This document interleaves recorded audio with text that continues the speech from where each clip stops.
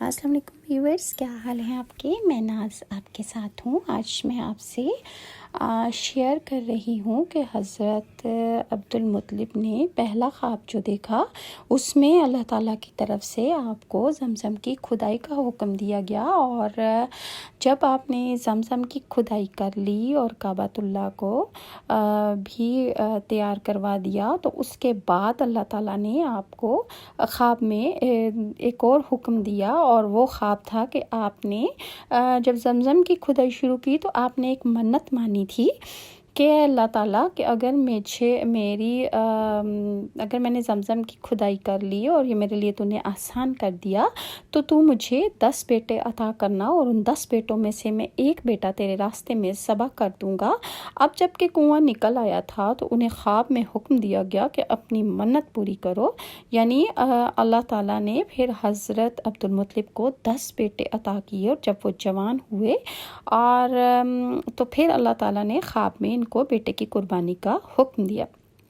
عبدالمطلب کو یہ حکم اس وقت دیا گیا جب وہ اپنی منت بھول چکے تھے۔ پہلے خواب میں ان سے کہا گیا منت پوری کرو، انہوں نے ایک مینڈھا ذبح کر کے غریبوں کو کھلا دیا۔ پھر خواب آیا کہ اس سے بڑی پیش کرو، اس مرتبہ انہوں نے ایک بیل ذبح کیا۔ پھر خواب میں یہی کہا گیا کہ اس سے بھی بڑی قربانی پیش کرو، اب انہوں نے اونٹ ذبح کر دیا۔ پھر خواب آیا کہ اس سے بھی بڑی قربانی پیش کرو، تو انہوں نے پوچھا کہ اس سے بڑی چیز کیا ہے؟ تب کہا گیا کہ اپنے بیٹوں میں سے کسی ایک بیٹے کو ذبح کر دو جیسا کہ تم نے منت مانی تھی۔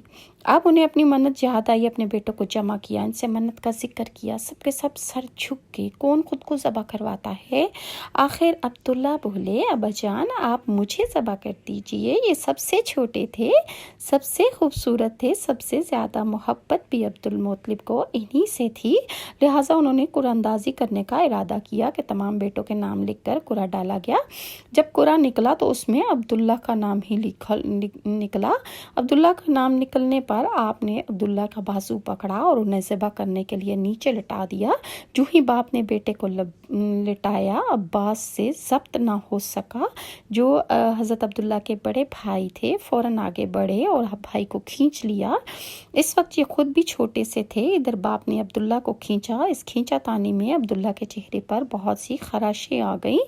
ان خراشوں کے نشانات حضرت عبداللہ کے چہرے پر مرتے دم تک باقی رہیں۔ اسی دوران بنو مخزوم کے لوگ آ گئے، انہوں نے کہا کہ آپ اس طرح بیٹے کو ذبح نہ کریں، اس کی ماں کی زندگی خراب ہو جائے گی۔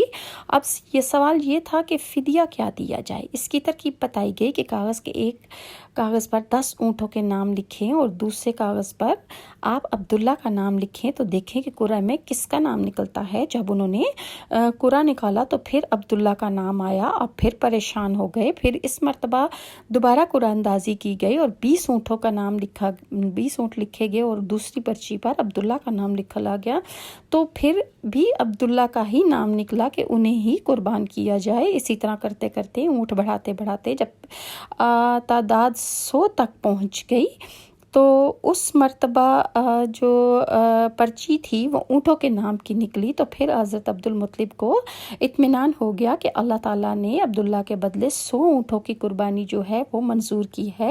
انہوں نے کعبے کے پاس 100 اونٹ قربان کیے اور کسی کو کھانے سے نہ روکا، سب انسان، جانور، پرندوں نے ان کو کھایا۔ امام ظہری کہتے ہیں کہ عبدالمطلب پہلے آدمی ہیں جنہوں نے آدمی کی جان کی قیمت 100 اونٹ دینے کا طریقہ شروع کر دیا۔ اس سے پہلے 10 اونٹ دیے جاتے تھے، اس کے بعد یہ طریقہ سارے عرب میں جاری ہو گیا، گویا قانون بن گیا کہ آدمی کا فدیہ 100 اونٹ ہے۔ نبی کریم صلی اللہ علیہ وآلہ وسلم کے سامنے جب یہ ذکر آیا تو آپ نے اس فدیہ کی تصدیق فرمائی، یعنی فرمایا کہ یہ درست ہے، اور اسی بنیاد پر نبی کریم صلی اللہ علیہ وآلہ وسلم فرماتے ہیں کہ میں 2 ذبیح ہوں، یعنی حضرت اسماعیل علیہ السلام اور حضرت عبداللہ کی اولاد میں سے ہوں، کہ دونوں کو ذبح کرنے کے لیے کہ حکم ملا تھا، اور پھر ان کی جگہ قربانی جو تھی، ایک کی حضرت اسماعیل کی قربانی مینڈھے کی جگہ کی گئی، اور حضرت عبداللہ کی قربانی جو تھی وہ 100 اونٹوں کے بدلے میں منظور کر لی گئی۔ हज़रत अब्दुल्ला कुरैश में सबसे ज़्यादा हसीन थे। इनका चेहरा रोशन सितारे की मानंद था। कुरैश की बहुत सी लड़कियां इनसे शादी करना चाहती थीं, मगर हज़रत अब्दुल्ला की हज़रत आमना से शादी हुई। हज़रत आमना बिनत वहाब बिन मुनाफ ज़हरा की बेटी थी। शादी के वक्त हज़रत अब्दुल्ला की उम्र 18 साल थी और हज़रत अब्दुल्ला शादी के लिए अपने वालिद के साथ जा रहे थे कि रास्ते में एक औरत जिसका नाम एक औरत काबा के पास बैठी नज़र आई। ये औरत वर्का बिन नौफल की बहन थी। वर्का बिन नौफल कुरैश के एक बहुत बड़े आलम थे और वो हज़रत खदीजा के चचाज़ाद भाई भी थे। वर्का बिन नौफल से इनकी बहन ने सुन रखा था कि वक्त के आखिरी नबी का ज़हूर होने वाला है और उनकी निशानियों में से एक निशानी ये होगी कि इनके वालिद के चेहरे में नबूवत का नूर चमकता होगा। जो ही इसने अब्दुल्ला को देखा फ़ौरन इसके जहन में ये बात आ गई।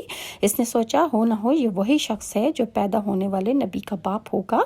चुनाचा इसने कहा कि अगर तुम मुझसे शादी कर लो तो मैं बदले में तुम्हें इतने ही ऊँट दूंगी जितने तुम्हारी जान के बदले में ज़बा किए गए, यानी मैं तुम्हें 100 ऊँट पेश करती हूँ। इस पर उन्होंने जवाब दिया कि मैं अपने बाप के साथ जा रहा हूँ, इनकी मर्ज़ी के ख़िलाफ़ कुछ नहीं कर सकता, ना इनसे अलग हो सकता हूँ। मेरे वालिद बाइज़्ज़त आदमी हैं, अपनी कौम के सरदार हैं। बहरहाल इनकी शादी हज़रत आमना से हो गई। आप कुरैश की औरतों में निस्ब और मुकाम के एतबार से अफसल तरीन औरत थी।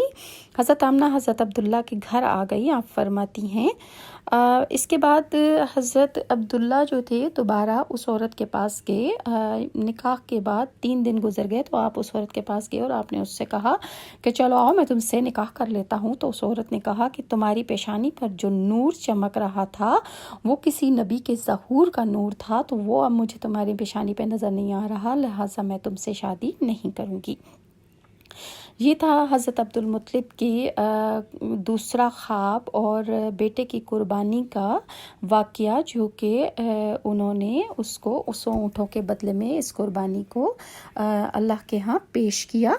और अगर मज़ीद जो है मैं आपके साथ शेयर करूँगी कि हज़रत आमना को हुज़ूर सल्लल्लाहु अलैहि वसल्लम की विलादत से पहले क्या ख्वाब आया, इंशाल्लाह नेक्स्ट वीडियो में आपके साथ शेयर करूँगी। अगर आपको ये मेरी वीडियोस अच्छी लगती हैं तो काइंडली लाइक और सब्सक्राइब ज़रूर कीजिएगा। नेक्स्ट वीडियो तक के लिए नाज़ को इजाज़त दीजिए। अल्लाह हाफ़िज़।